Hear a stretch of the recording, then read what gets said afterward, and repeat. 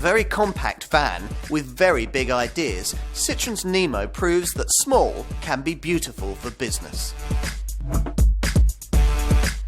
Check out one of those compact vans you see delivering up and down our country, and there's a good chance that it's a Citroen Berlingo. The French brand sold hundreds of thousands of them here, so when the time came in 2008 to replace it with a bigger, more expensive successor, they were understandably nervous about losing loyal customers.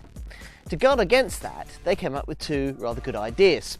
The first was to keep the original Berlingo going for a few years as a cut-price alternative. The second was to introduce an all-new design to meet urban demand for even smaller vans, yet make it rather large, give it a 2.5 cubic metre capacity, nearly as big as the Mark I Berlingo. The result is the Citroen Nemo van that I'm looking at here. The very smallest vans you could buy used to be super minis with blanked out rear windows or small car chassis with metallic cubes bolted on the back. Now, those super mini derived vans remain. There's these days much more interest in purpose designed small vans. Now, these share the same platforms and engines but can carry much more. Vauxhall's Combo and Ford's Transit Connect proved that there was a market for this, prompting Citroen, Peugeot and Fiat to team together to create a much more modern design, badged respectively as the Peugeot Biffa, the Fiat Fiorino, or as in this case, the Citroen Nemo. Citroen had no objection to using Fiat's Grande Punto as a basis for this van, but they were less keen to use the Italian company's engines, hence the availability of the same 1.4 litre petrol and diesel units that you'll find in small Citroen cars. Now, these engines are really significantly more frugal than the larger 1.6 litre power plants you'll find in the larger Berlingo van, and not really much less powerful on the road, at least from a user's perspective.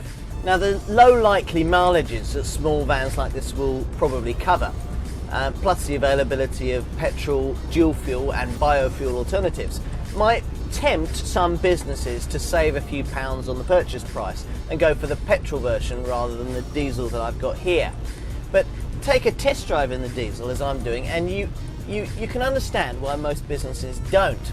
The diesel has a very useful 160 Newton meters of torque. That's 40 Newton meters more than the petrol model, and that's the kind of pulling power that delivery drivers really like for getting their payloads off the line. Now, this diesel van's pulling power really comes into its own around town, meaning that you're less likely to feel the need to row the thing along with its dash-mounted 5-speed gearbox lever.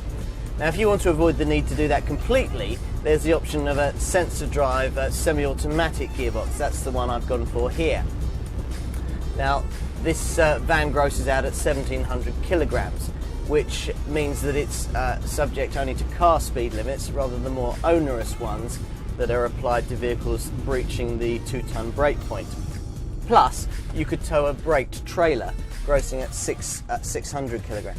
For urban use, operators will be pleased to find that the Nemo has light and accurate power steering and the kind of tight turning circle that you need when space is really at a premium. It's just 2.8 turns lock to lock, with a curb-to-curb turning circle of 10 metres that rises to 10.5 metres wall to wall.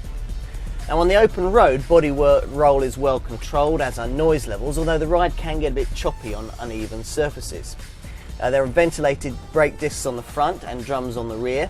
Anti-lock brakes with electronic brake distribution are standard, but sadly the kind of ESP stability control that gets you out of trouble on slippery surfaces or if you enter a corner too fast, well, that isn't.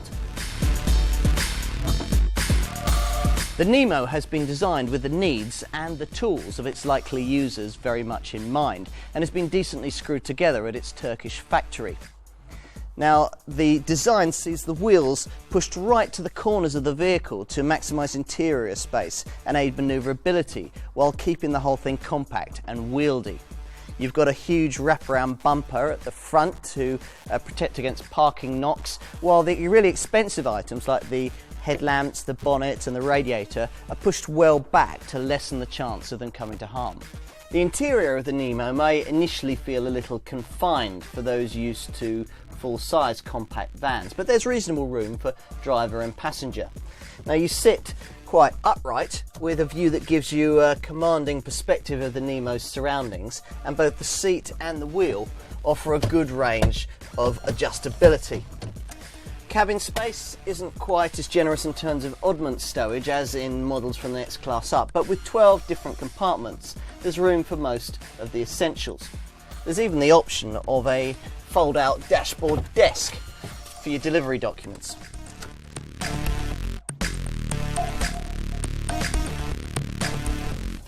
Now, without the dreaded VAT, list prices suggest that you'll pay somewhere between £8,000 and £11,000 for your Citroen Nemo van.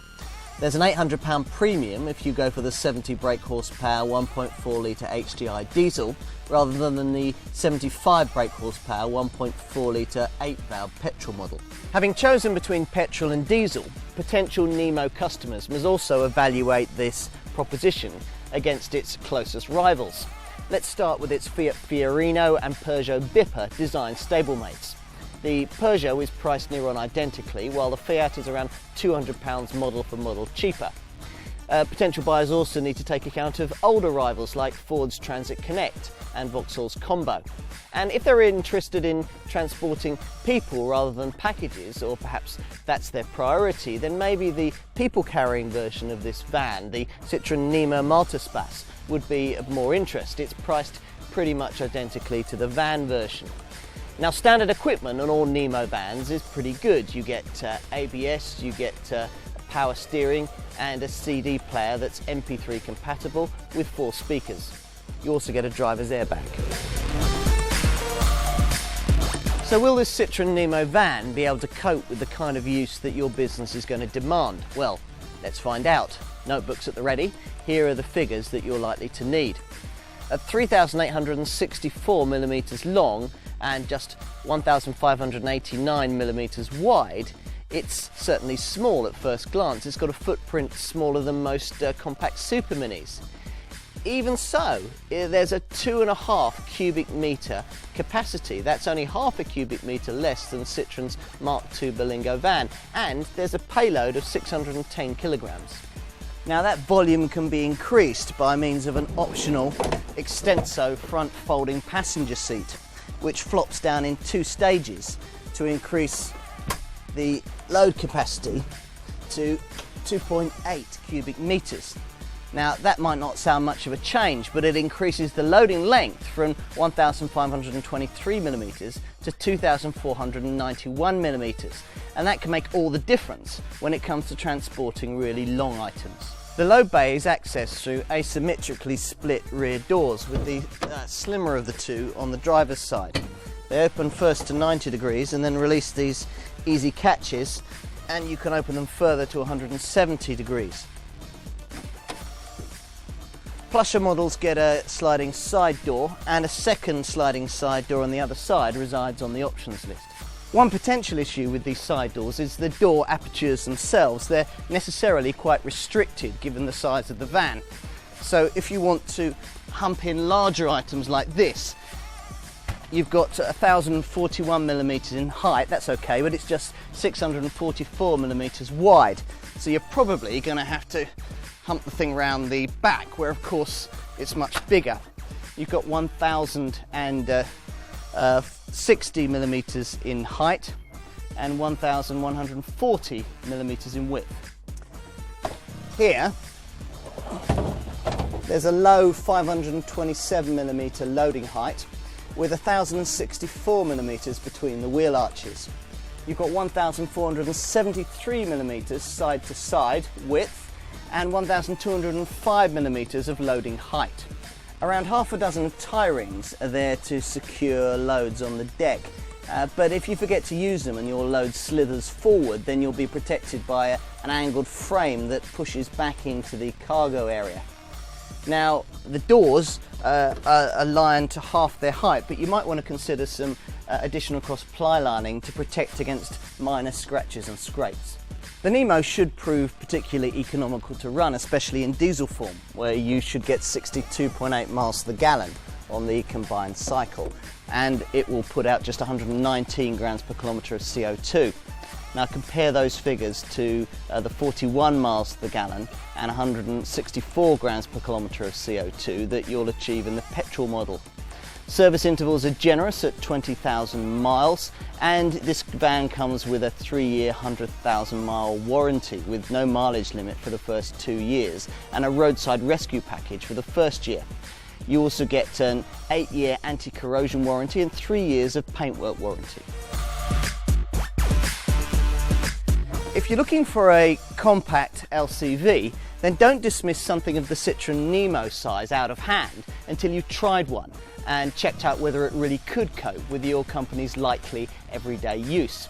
Now you could easily find that it's a better bet than the Renault Kangoo or Citroen Berlingo sized mid-sized LCV you might otherwise have chosen. It'll certainly be significantly cheaper to run. As to whether the Nemo is a better bet than its Peugeot and Fiat alternatives, well, that's a more difficult call. They all benefit from the same excellent design. The Fiat's engine is slightly faster, but also slightly less green. At the end of the day, it'll probably come down to the deal that you get and the proximity and quality of your local dealer, in which case Citroen will remain confident of landing your cheque.